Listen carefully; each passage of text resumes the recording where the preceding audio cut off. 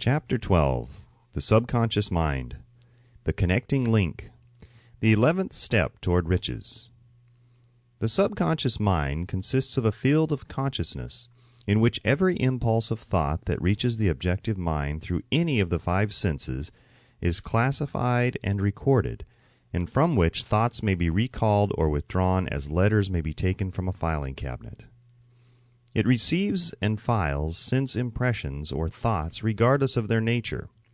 You may voluntarily plant in your subconscious mind any plan, thought, or purpose which you desire to translate into its physical or monetary equivalent.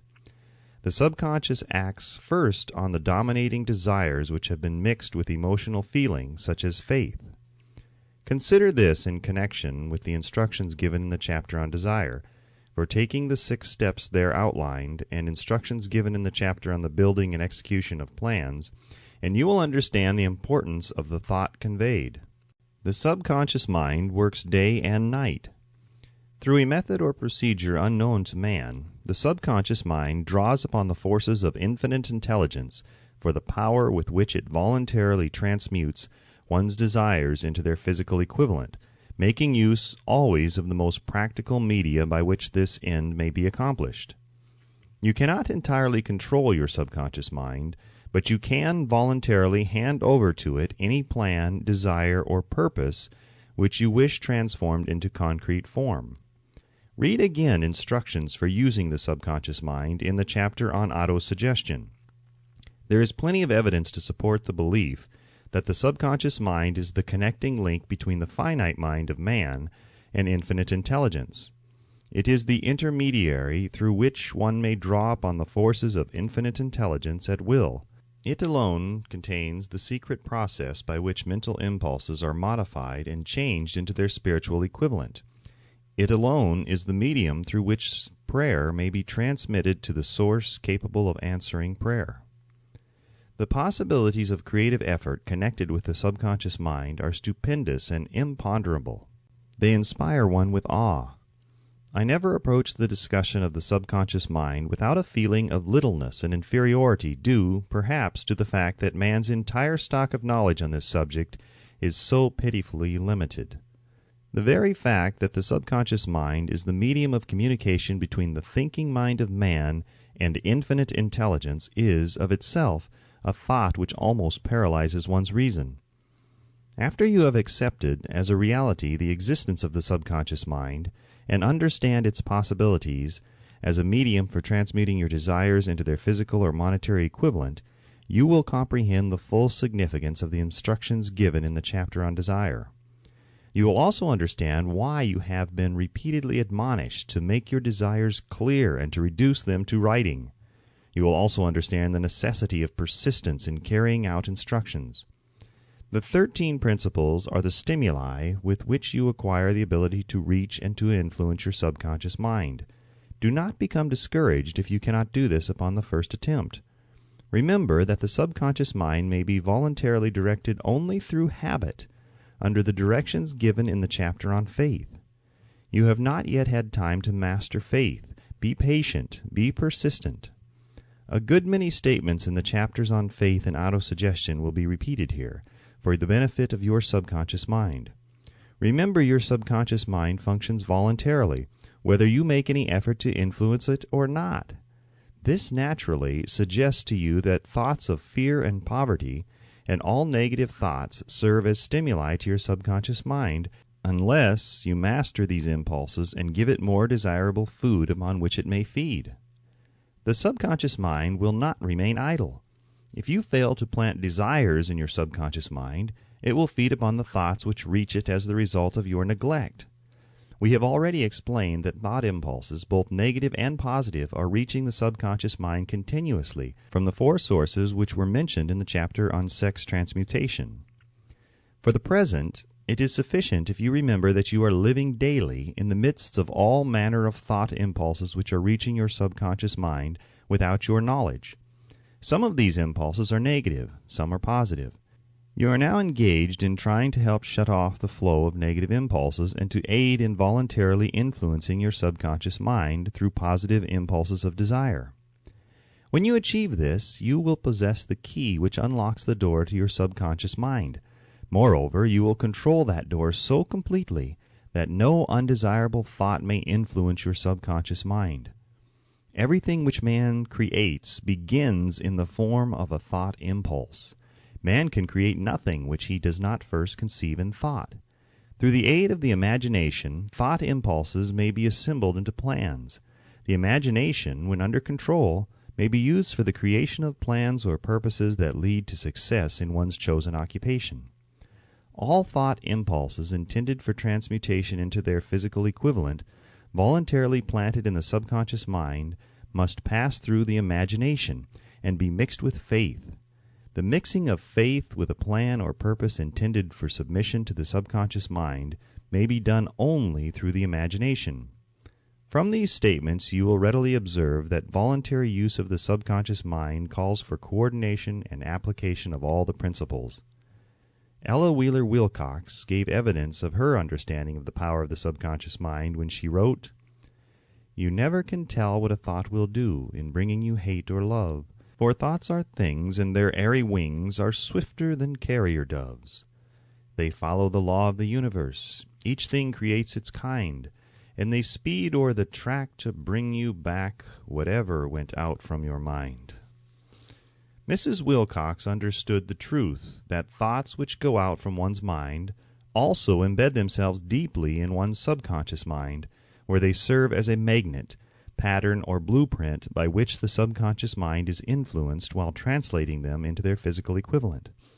Thoughts are truly things for the reason that every material thing begins in the form of thought energy. The subconscious mind is more susceptible to influence by impulses of thought mixed with feeling or emotion than by those originating solely in the reasoning portion of the mind. In fact, there is much evidence to support the theory that only emotionalized thoughts have any action influence upon the subconscious mind. It is a well-known fact that emotion or feeling rules the majority of people.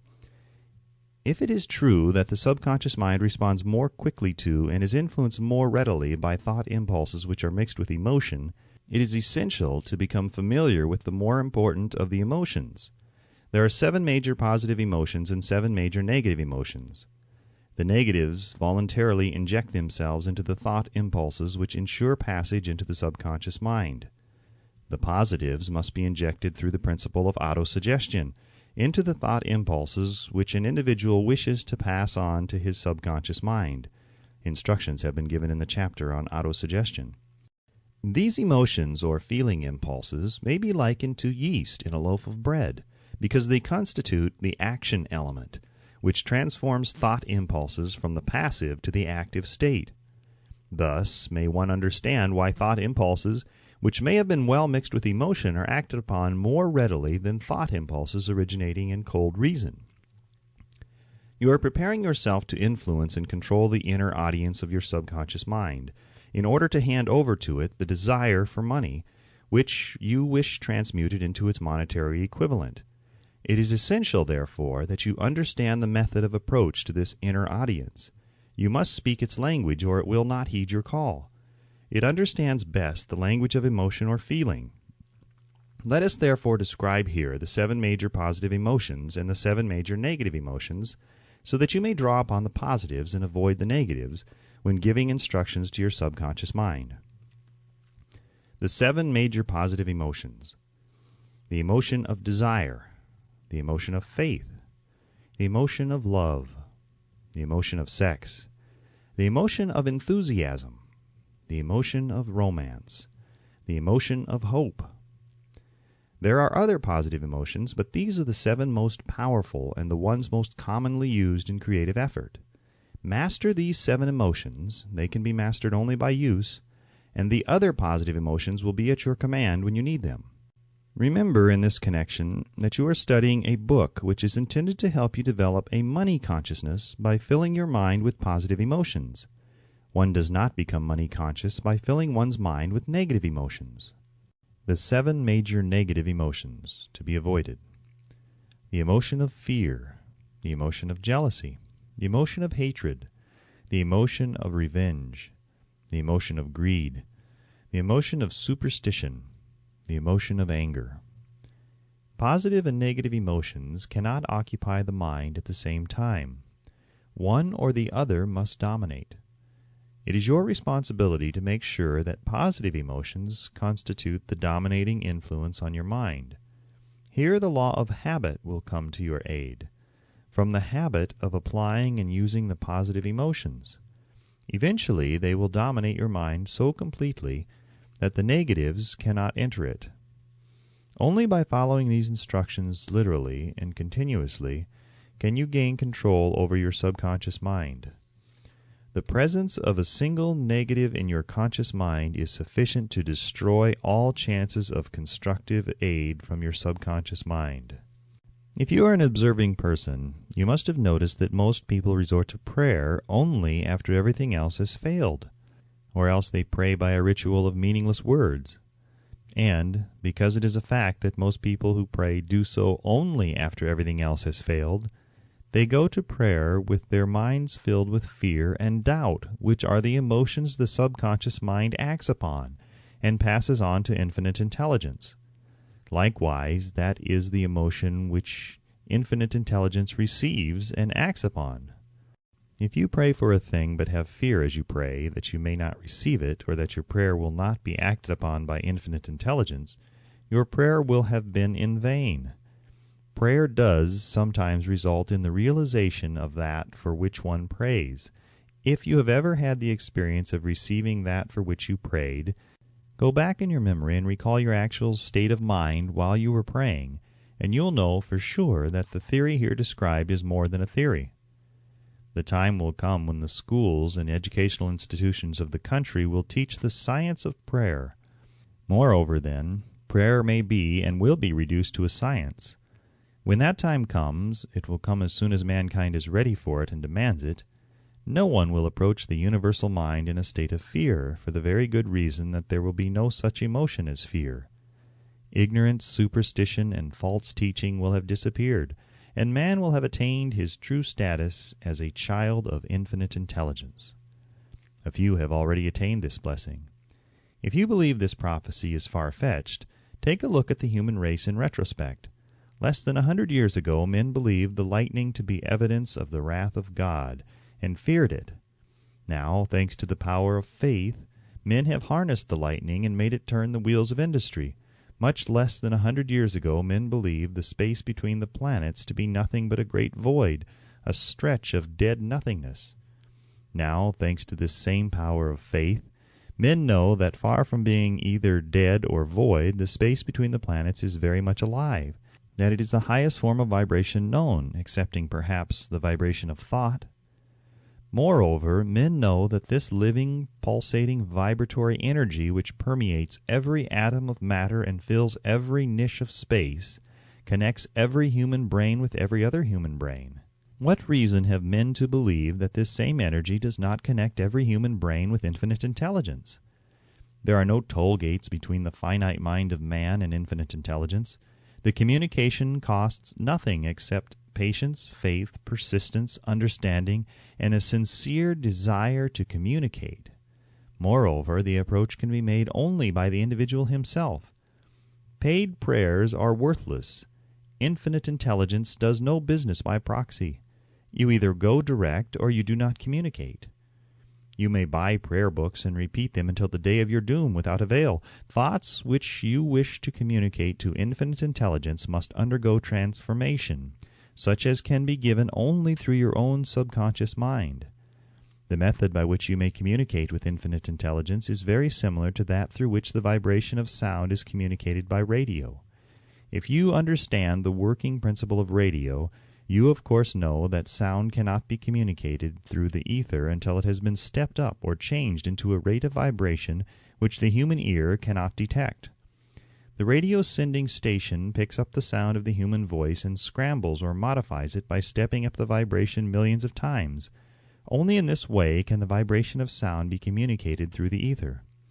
After this transformation has taken place, the ether picks up the energy, which originally was in the form of vibrations of sound, carries that energy to radio receiving stations, and these receiving sets step that energy back down to its original rate of vibration, so it's recognized as sound.